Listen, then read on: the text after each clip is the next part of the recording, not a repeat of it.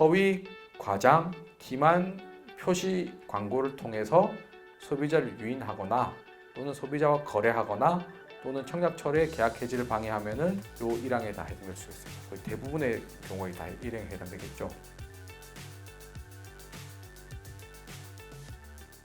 그 다음에 이제 지금까지 이제 청약 철회에 대해서 살펴봤고, 그 다음에 이제 그러면 이제 전자상거래 사업자 또는 통신판매업자의 금지 행위에 대해서 좀 살펴보겠습니다.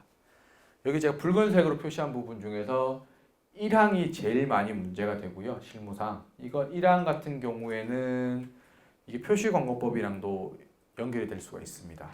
그 다음에 3항, 4항도 조금 약간씩 문제가 되는데 1항만큼 실무상 문제가 되지는 않고요. 나머지 부분은 크게 문제되지는 않는 것 같습니다. 실무상. 그래도 한번 살펴보겠습니다. 1항 뭐냐? 거짓 또는 과장된 사실을 알리거나, 이거 사실 표시광고법상 거짓, 허위 과장 광고에 해당될 수 있는 거죠. 그리고 기만적 방법 사용, 기만 광고에 해당될 수 있는 거죠.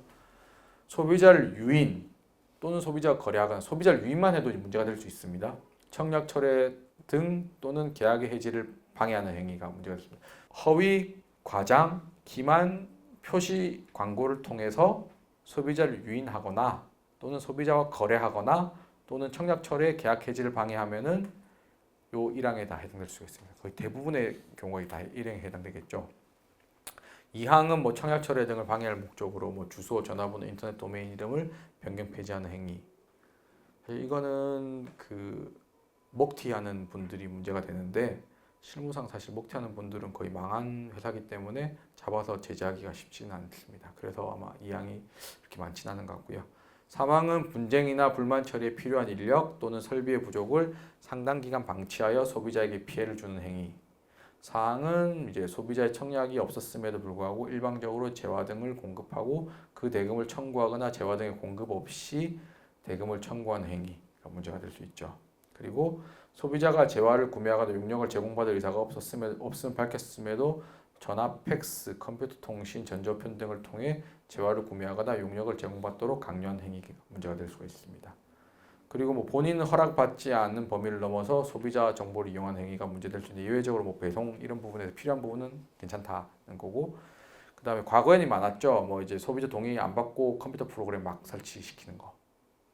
요즘에는 잘 없죠. 그러니까 이런 게 문제가 될 수 있다. 근데 실무상 1항이 제일 문제가 많이 된다. 이거 참고하시면 될 것 같고, 21조 1항 1호 아까 지금 제일 위에 있는 부분에 대해서 이제 관련 판결 같은 걸 예시 살펴보면은, 이제 거짓 사실을 알려서 소비자와 거래한 행위 규정에서 거짓 사실을 알린 행위와 거래 성립 사이에는 인과관계가 존재할 필요가 없습니다. 이 거짓 사실을 알린 행위 때문에 소비자가 거래했다는 인과관계는 필요가 없고, 다만 이 거래 사실, 그러니까 거짓 사실을 알린 이 정보가 거래 내용에 영향을 미치는 사항이면은 그걸로 충분하다. 인과관계까지 필요가 없다. 소비자가 나랑 거래하게 된 주된 원인이 거짓 사실, 그러니까 내가 알린 거짓 사실 때문이 아니고 다른 요소가 있을 수 있지 않습니까? 이거는 완전 부수적인 거고, 이것 때문에 거래를 했다고 하더라도 이 거짓 사실이 거래 내용에 영향을 미치면은 문제가 될 수 있다. 예를 들면은 여기서 원고는 이 사안에서 어떻게 주장했냐면은, 유류 할증료 및 항공 택스의 예상 금액을 안내한 행위가 소비자를 유인 또는 현혹하거나 거래를 성립하도록 하기 위한 수단을 작용했다고 볼 수는 없다. 그래서 처분 사유되지 않는다고 하지만은, 유류 할증료랑 항공 택스는 어쨌든 간에 항공권의 이제 거래 내용에 영향을 미친 사항이 아니냐. 그래서 이거는 위법하다. 그리고 기만적 방법을 사용하여 소비자를 유인하는 행위가 이제 소비자가 재화 또는 용역을 구매하는 데 영향을 미칠 사실의 전부 또는 일부를 은폐 누락하는 또는 축소하는 방법으로 소비자의 주의나 흥미를 일으키는 행위 자체를 뜻하는데, 이 유인행위가 성립하기 위해서는 실제로 유인되는 결과가 발생할 필요는 없고, 소비자를 속이거나 소비자로 하여금 잘못 알게 할 우려가 있는 행위만으로도 충분하다. 실제 소비자 안 속아도 된다. 근데 약간 우려가 있는, 그 우려가 발생할 만한 행위다. 그러면은 문제가 될 수 있다는 겁니다. 소비자가 유인될 우려 또는 이 부분에 대해서는 이제 소비자가 속거나 이제 잘못 알 우려는 전문가가 아니고, 업계에 있는 전문가가 아니고 보통의 주의력을 가진 일반 소비자가 당해 행위를 받아들이는 전체적 궁극적 인상을 기준으로 객관적으로 판단이 된다. 점입니다. 요거는 참고하시면 될 것 같습니다. 이건 다 사실 어떻게 보면 다 표시광고법을 다 아실지 모르겠는데 표시광고법의 기준과 거의 동일합니다.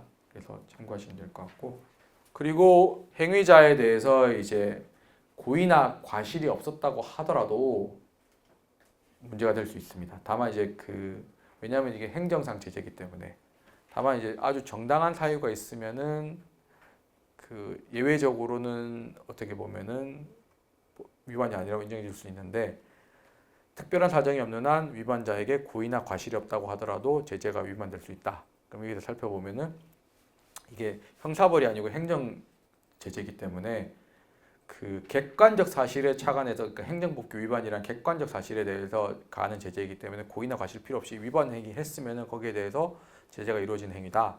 하지만 예외적으로 위반자가 그 의무를 알지 못하는 것이 무리가 아니었다고 할 수 있거나 그것을 정당시할 수 있는 사정이 있을 때 또는 그 의무 이행을 당사자에게 기대하는 것이 무리라고 하는 사정이 있을 때는 그 의무 혜택을 탓할 수 없는 정당한 사유가 있으니까 예외적으로 이 경우에는 봐주겠다.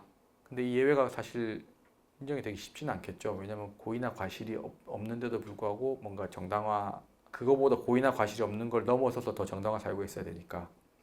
예를 들면 이제 뭐 세일 7,900원 옥션 배너 광고에 이거는 어떤 사안이냐면은 7,900원 해놨지만은 실제적으로는 이제 13,000원 더 추가해야지 이게 상품을 살 수 있고 이런 거였거든요.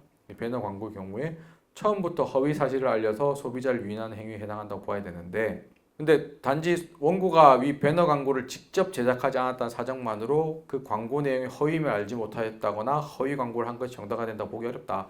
사실 원고가 내가 이걸 배너 광고를 만들진 않았어요. 왜냐하면 외주업체에 외주를 줘서 했는데 당연히 근데 원고로서는 판매업자는 이게 추가가 되는 금액이라는 건 당연히 알 수 있겠죠. 그래서 내가 이걸 지시해 가지고 이렇게 만들려고 안 했지만 어쨌든 이걸 만든 거에 대해서 내가 허위 광고를 시키진 않았지만 허위 광고에 대해서 고의는 없었지만은 적어도 내가 이거는 알았던 거 아니냐 허위라는 거는 그렇기 때문에 이제 허위임을 알지 못하였거나 허위 과정 광고를 한 것이 정당화된다고 보기는 어렵다. 그래서 이제 그 행위에 대한 주관적 인식을 가지고 있어야 그러니까 허위를 하겠다는 주관적 인식을 가지고 있어야 된다는 건 아니고 허위 과장 광고를 해야 된다는 인식을 가지고 있어야 되는 건 아니고 내가 이 허위 과장 광고라는 걸 알고만 있어도 문제가 될 수는 있다라는 게 요 판례의 취지입니다.